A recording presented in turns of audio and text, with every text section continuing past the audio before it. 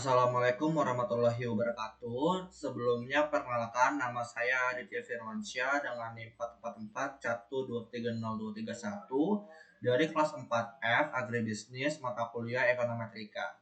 Dalam video kali ini saya akan menjelaskan seputar regresi linear berganda, yaitu apa itu pengertiannya, langkah-langkah pengerjaan di SPSS, dan penjelasan interpretasi hasil dari output SPSS-nya. Jadi regresi linear berganda ini yaitu model regresi yang melibatkan lebih dari satu variabel independen atau prediktor yang dilakukan untuk mengetahui arah dan seberapa besar pengaruh variabel independen terhadap variabel dependennya. Ada pun study case-nya yaitu seorang mahasiswa akan meneliti apakah terdapat pengaruh motivasi dan minat generasi muda terhadap sektor pertanian. Untuk itu peneliti mengambil 25 responden sebagai sampel. Berikut data hasil penelitian tersebutnya. Lalu untuk pertanyaannya itu, analisis menggunakan aplikasi SPSS dan interpretasikanlah ke dalam bentuk persamaan regresi linear berganda. Baik, kita langsung masuk saja ke data Excel regresi linear bergandanya. Kita langsung copy data X1 sampai Y-nya. Kita copy, Ctrl C, lalu kita masuk ke SPSS-nya. Kita paste di data view.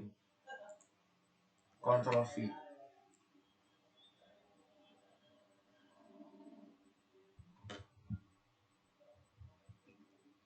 Nah, lalu muncul data di SPSS-nya seperti berikut. Lalu kita pindah ke variable view-nya. Di sini di kolom name kita ubah yang pertama itu X1,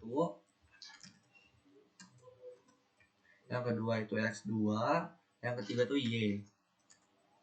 Lalu untuk desimalnya kita ubah semua ke 0. Untuk labelnya itu kita isi yang pertama motivasi sebagai X1, minat sebagai X2-nya, lalu keputusan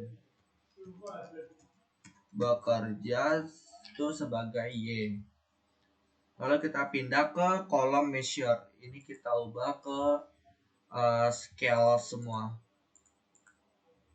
Nah, setelah udah diubah semua, kita pindah lagi ke data view. Klik analyze, cari regression, terus linear. Kita klik linear. Nah, muncul tampilan seperti ini. Nah, untuk variable dependnya itu dari keputusan bekerja kita pindahin ke dependent. Nah, untuk independen ini variabel motivasi dan minat kita pindahkan saja. Nah, setelah kita sudah pindahkan masing-masing variabelnya, kita klik statistik,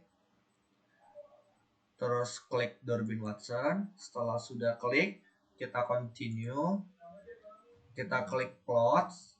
Nah, kita klik spread. Spread ini tuh untuk di variabel X. Untuk Y-nya itu kita pencet yang spreadsheet. Nah, setelah sudah seperti ini, kita klik yang normal probability plot. Nah, setelah kita sudah klik semua yang sudah tadi dicentang, kita pencet OK untuk mengetahui hasil output dari SPSS regresi linear bergandanya. Nanti akan muncul di sini untuk tabel semua.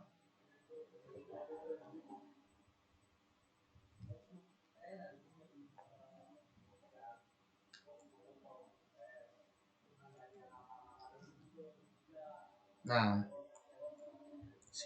ini untuk tabelnya udah muncul semua, mulai dari variabel interest remove, model summary, ANOVA, coefficient, sampai ke scatter plotnya. Baik, kita langsung masuk aja ke interpretasinya.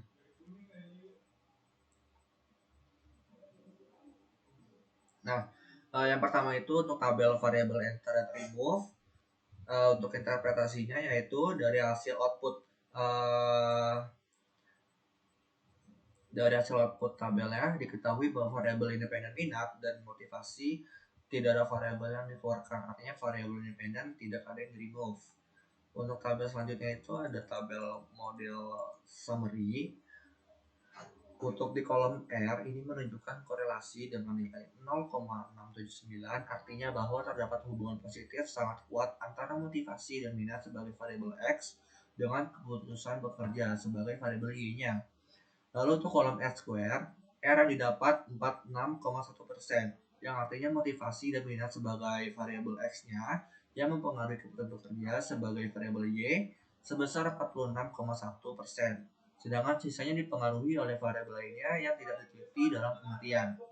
Selanjutnya pada kolom adjust R square didapatkan sebesar 0,412, menunjukkan bahwa sumbangan pengaruh jika dalam regresi menggunakan lebih dari dua variabel independen, maka sumbangan yang berpengaruh itu hanya sebesar 0,142. Lalu yang terakhir ini pada kolom stand errornya didapatkan nilai 4,308, artinya kesalahan dalam memprediksi sebesar 4,308.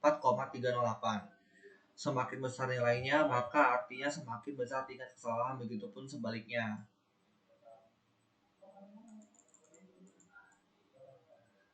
Lalu selanjutnya pada tabel ANOVA, jadi di dalam tabel ANOVA ini digunakan untuk mencari nilai uji F untuk mengetahui variabel independen, motivasi, dan minat berpengaruh atau tidak terhadap variabel dependen, yaitu keputusan pekerja. Nah, untuk interpretasinya itu F hitung lebih besar dari F tabel, yaitu yang dimana F hitungnya itu 9,422 lebih besar dari 3,4, yaitu F tabelnya.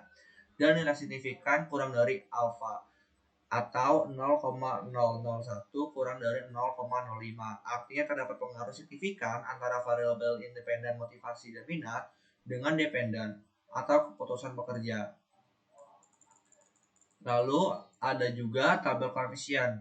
Nah, di sini tuh dilihat untuk T hitung ada pengujian signifikan pengaruh variabel X terhadap variabel Y-nya.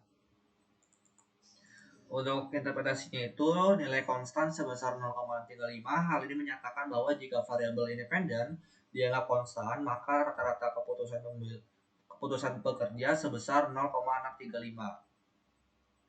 Ada juga koefisien regresi motivasi dari perhitungan yang berganda sebesar 0,576 dan minat sebesar 0,385. Hal ini menunjukkan bahwa motivasi, minat, dan keputusan bekerja terjadi hubungan yang positif.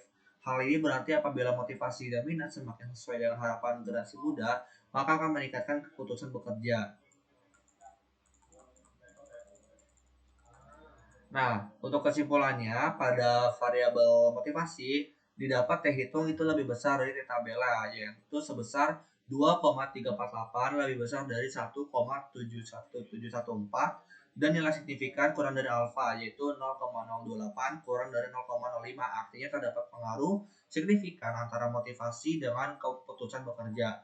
Yang kedua, ini variabel minatnya didapat T hitung lebih besar juga dari T tabel, yaitu 2,271 lebih besar dari 1,71714, dan nilai signifikannya itu kurang dari alfa atau 0,033 kurang dari 0,05. Artinya terdapat pengaruh signifikan antara minat dengan keputusan bekerja. Maka persamaan regresinya itu Y sama dengan 0,635 plus 0,576 X1 plus 0,385 X2. Adapun untuk mendukung model regresinya itu terdapat ada juga di dalam residual statistik, dan ada juga keterangan di histogram, PP plot, dan scatter plotnya. Oke, baik, mungkin cukup sekian yang dapat saya sampaikan dalam video kali ini. Kurang lebihnya mohon maaf. Wassalamualaikum warahmatullahi wabarakatuh.